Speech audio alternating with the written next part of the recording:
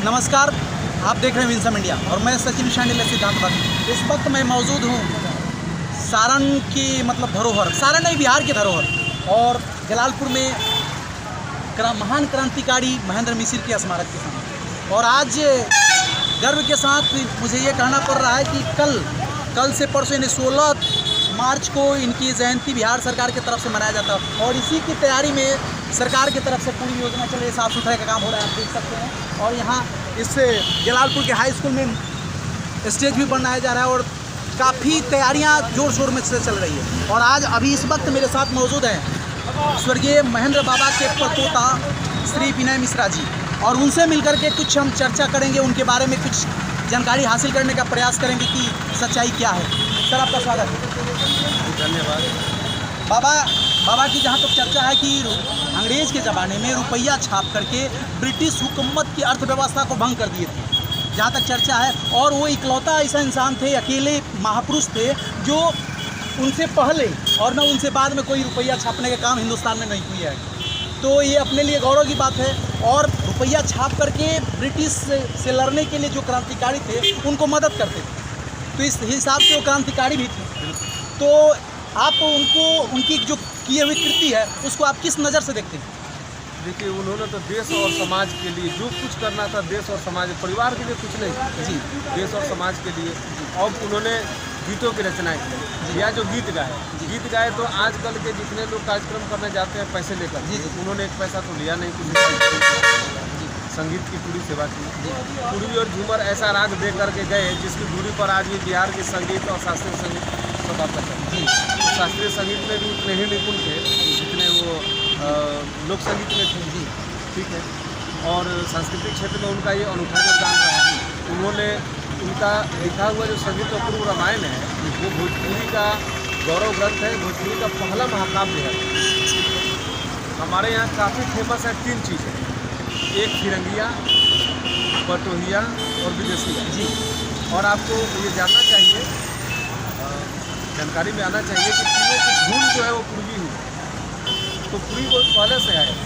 1865 में चैत्र के महीने में किसी मंगलवार के दिन इनका जन्म हुआ था। लेकिन अगर हम लोग को पता नहीं, और 16 मार्च किसी ने डाल दिया, कैसे चला हम लोग को पता। 1865 का जन्म दिन है, उसका प्रमाण भी है। 58 साल की उम्र में इनका जेल जो दूसरी बार जेल है, नोट कांड में। पहली बार तो आगरा गए, दूसरी बार इनका जेल हुआ नोट कांड में 58 साल। तो मैंने सन क्या था वो? 6 अप्रैल 1924 को गिरफ्तारी हुई थी नहीं, नोट कांड में, जो दूसरी बार जेल, जिसमें 7 साल रह कर क्या वो रुपया छापने का काम 1915 में किया था शायद। 1910 से 6 अप्रैल 1924 काम चलते रहा और सारे पैसा छाप करके देश में अंग्रेज़ के खिलाफ जो लड़ाई लड़ाई थी वो महान क्रांतिकारियों के शरीर में देता। हाँ, तो नोट छाप के नहीं देते थे जी। कैसे? नोट छाप करके उनके सारे लोग के चलाने वाले थे, असली नोट में तब्दील करके। और क्रांतिकारियों के पास जाली नोट जाएगा, सारे क्रांतिकारी पकड़ दिए जाएंगे, तो आज़ादी की लड़ाई कहाँ से सफल हो पाएगी। तो असली नोट में तब्दील करके क्रांतिकारियों को असली नोट देते थे, जाली नोट नहीं देते थे। यानी जो भी नोट छपता था असली छपता था? नहीं, छपता तो असली था, उसमें तो नंबर का था। ये नोट बाहर जाता था, मार्केट में चलता था। अच्छा। और वहाँ से असली नोट बन के आता था, चेंज करके आता। हाँ, चेंज करके वो। अच्छा, इस तरह से वो क्रांतिकारियों की मदद करते हैं। वो बहुत कुछ लिखे हैं, उनका गीत और संगीत के क्षेत्र में तो उनका नाम न ले तो संगीत मुकम्मल हो ही नहीं सकता है। संगीत के क्षेत्र में एक धूमकेतु की तरह चमकते हुआ है और सबको चकाचौंध करके चले। और भोजपुरी के लिए तो मशहूर है। भोजपुरी और हिंदी में बहुत सारी रचना वो लिखे हैं। शास्त्रीय संगीत में जितने निपुण थे ना, उतना ही लोग संगीत में थे। और सभी वाद्य यंत्रों पर उनका समान और संपूर्ण अधिकार। देखिए, गौरव की बात है कि सभी वाद्य यंत्रों पर वो समान तरीके से अधिकार था। हर साज बजाना वो जानते थे।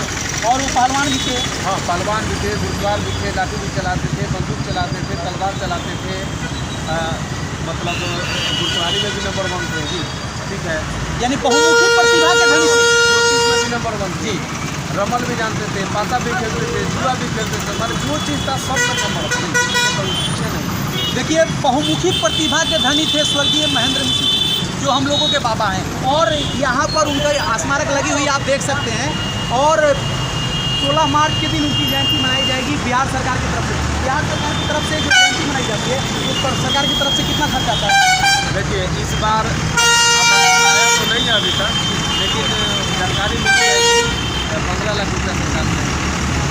देखिए सरकार की तरफ से जो हर साल जयंती मनाई जाती है, इस साल 2023 में 16 मार्च 2023 के दिन जो उत्सव मनाया जाएगा जयंती के रूप में, वो सरकार की तरफ से 15 लाख रुपया डोनेट हो रहा है और सरकार अपने स्तर से इस कार्य को सफल बनाने का सहयोग का प्रयास कर रही है। लेकिन ये है कि जो प्रशासन से सहयोग मिलना चाहिए ना, जी वो नहीं मिलता है। 11th आवर में ये लोग 15 और 16 तारीख को सहयोग देना शुरू करते हैं, तो वैसे नहीं होगा। जी जी जी प्रशासन को भी समझना चाहिए कि ये आपके महापुरुष हैं, इनकी वजह से आपको स्वतंत्रता मिली है, आप बैठ करके अपना शासन प्रशासन चला रहे हैं, पैसे कमा रहे हैं, बाल बच्चे पाल रहे हैं। ये महेंद्र बाबा जो थे महान क्रांतिकारी थे, परंतु उनको उस नज़रिए से लोग नहीं देखते हैं। इस पर आप क्या कहिएगा?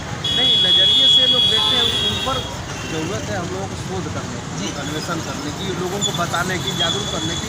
जो अभी वर्तमान पीढ़ी है, जो आने वाली पीढ़ी है, उसको बताएंगे तभी तो जानेगा। पहले तो सारे लोग जानते थे, आज से 20-25 साल पहले तक, या अभी भी बहुत सारे लोग हैं जो बहुत विषय में जानते हैं। हमें बहुत सारे लोग मिलते जुलते हैं, नाम सुनते ही इतना नाम उनका यहाँ पे नहीं, किसी का तो बाहर। तो अभी आप सरकार से महेंद्र बाबा के लिए क्या मांग कीजिएगा? देखिए मेरा सर्वप्रथम मांग है कि जो ये लोग 1956 और 60 में है, गृह विभाग में इन लोगों ने सब जगह से सूची मंगाई थी है, जिसमें बाबा का नाम है, बक्सर सेंट्रल जेल से जो भी मंगाया, तो उस आधार पर उनको स्वतंत्रता सेनानी का दर्जा दिया जाए और उनको भारत रत्न जो देश का सर्वोच्च सम्मान, उससे सम्मानित किया जाए, क्योंकि वो उसका हकदार हैं। उनके शिष्य लोगों को मिला है भारत रत्न, उनको क्यों नहीं? ठीक है। उसके बाद से राष्ट्रीय संग्रहालय है, बहुत नोट पे फोटो आना चाहिए। मान राज्य में नोट छापने वाले कि क्या झंझट है, किसका फोटो रहेगा नहीं रहेगा, जिसने किया उसका रखिए। देखिए आज हम सभी लोग यहाँ स्वतंत्र रूप से घूम रहे हैं, स्वतंत्रता है, बोलने की आज़ादी है, इसकी देन है हमारे क्रांतिकारियों की। और उस क्रांतिकारियों में अव्वल दर्जे के थे हमारे महेंद्र बाबा जी, जो रुपया छाप करके ब्रिटिश हुकूमत की अर्थव्यवस्था को भंग किए थे और चैलेंज किए थे कि हम यहाँ से भगा ही देंगे और भगा करके छोड़े। तो वैसे महापुरुष को भारत रत्न से नवाजा जाना चाहिए। भारत सरकार से भी अपील है कि इनको भारत रत्न से नवाजा जाए, इनको भारत रत्न की उपाधि दी जाए और ये महान क्रांतिकारी हैं, इनको महान क्रांतिकारी घोषित की जाए। ऐसा नहीं कि केवल संगीत के ही क्षेत्र में काम किए, संगीत के अलावा क्रांति के क्षेत्र में भी इनका योगदान जो है सो अपूर्व है ना सर। अब ये बताइए कि जो इनकी रचना है किताब महेंद्र रामायण साहब, तो संगीत अपूर्व रहा, संगीत अपूर्व, वो किस प्रकाशन से प्रकाशित है? बिहार राष्ट्रभाषा प्रकाशन कर रहा है, उसका तो प्रकाशन नहीं होता है, राष्ट्रभाषा ही प्रकाशन है। अच्छा प्रकाशित हो रही है? प्रकाशित हो रही है। अच्छा हो रही है। फाइनल स्टेज मेरे पास आया हुआ था उसका सब देखने के लिए, मैंने उसका सुधार करके 10 रुपया 5 रुपया और 100 रुपया, अपने ज़माने में 10 रुपया 5 रुपया और 100 रुपये का नोट छाप करके ब्रिटिश हुकूमत की क्रांति सभी समय जितने प्रचलित ढालुआ सिक्के थे वो भी बंद कर। अच्छा ढलुआ सिक्का, उस जमाने के सिक्के को हम ढलुआ सिक्का बोलते हैं, वो सारे तैयार करते थे हमारे महेंद्र बाबा जी। और देश की आज़ादी में सुभाष चंद्र बोस, चंद्रशेखर आज़ाद, चित्तरंजन दास, महेंद्र मित्राई, जितने भी क्रांतिकारी थे सबको मतलब पैसा दे करके क्रांति में सहयोग करने के लिए सहयोग करते थे। इसी तरीके से वो सहयोग करते हैं जहाँ तक हमको जानकारी है।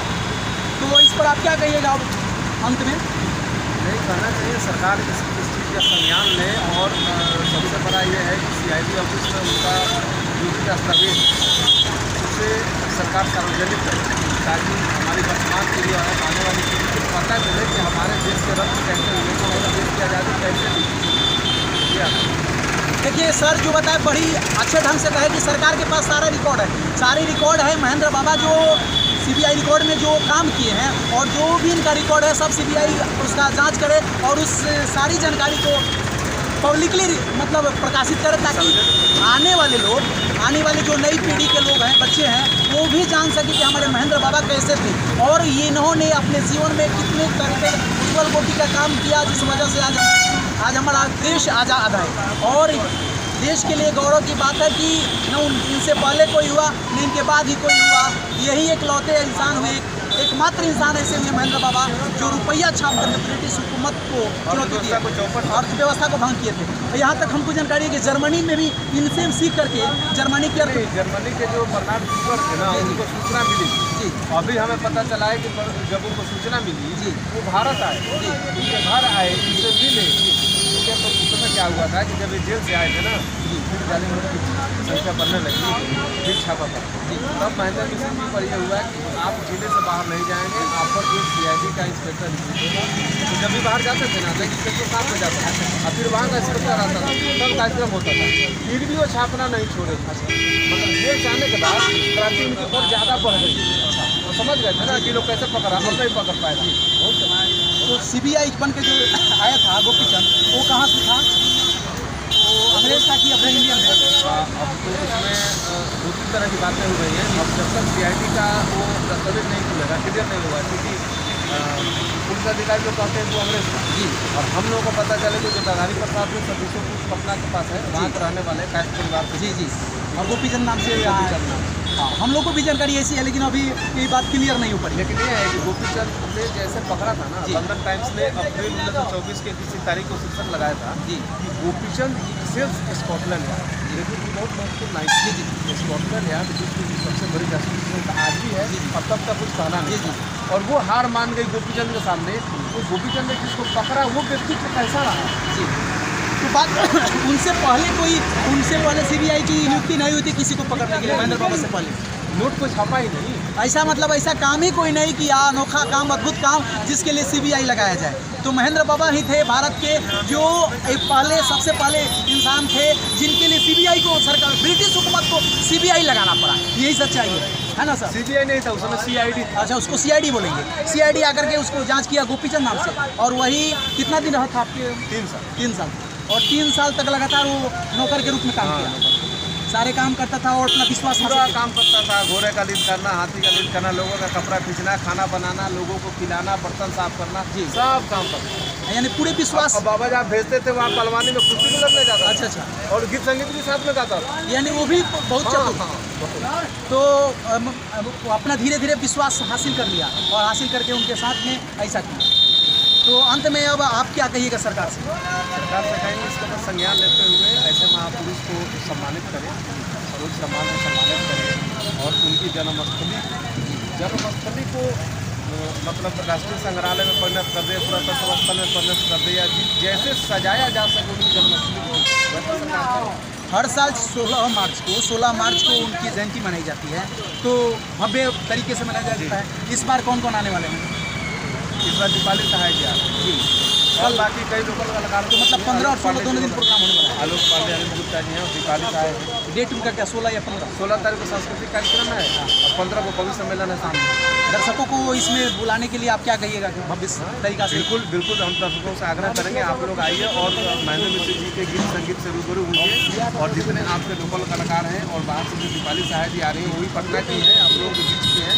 आप लोग आइए और उस सांस्कृतिक कार्यक्रम का आनंद उठाइए और महेंद्र बाबा के विषय में जानकारी दीजिए। हम चित्र प्रदर्शनी भी वहाँ लगाएंगे, आप देखिए कि महेंद्र मिश्र जी से संबंधित क्या क्या चित्र वगैरह उनसे है, नोट का फोटो है और काफ़ी सारी चीज़ें हैं। धन्यवाद। जैसा कि आप देख रहे थे कि महेंद्र बाबा के स्मारक पर हम उपस्थित हैं और ये उनके परपोता श्री विनय मिश्रा जी थे और इनसे जानकारी हासिल करके हम महेंद्र बाबा के बारे में जानकारी हासिल करने का प्रयास किए। आप कमेंट करके बताइएगा कि हमारा प्रयास कैसा रहा। कल 15 मार्च और 16 मार्च, यानी 16 मार्च को उनकी जयंती है, लेकिन 15 मार्च को रात्रि में कवि सम्मेलन है और 16 मार्च को सांस्कृतिक कार्यक्रम है। आप सभी से आग्रह है कि आप जलालपुर में आइए, जलालपुर हाई स्कूल में ये सांस्कृतिक कार्यक्रम होगा। आप आइए और इस भव्य कार्यक्रम को सफल बनाने में सहयोग कीजिए और महेंद्र बाबा के बारे में कहानी जानिए कि महेंद्र बाबा हमारे देश के एक ऐसे अद्भुत लाल थे और हमारे क्षेत्र यानी सारण के एक ऐसे अद्भुत लाल थे जो पूरे देश नहीं ब्रिटिश को चैलेंज करके ब्रिटिश हुकूमत को तबाह कर दिए। आप देख रहे हैं विंसम इंडिया। जय हिंद, जय भारत।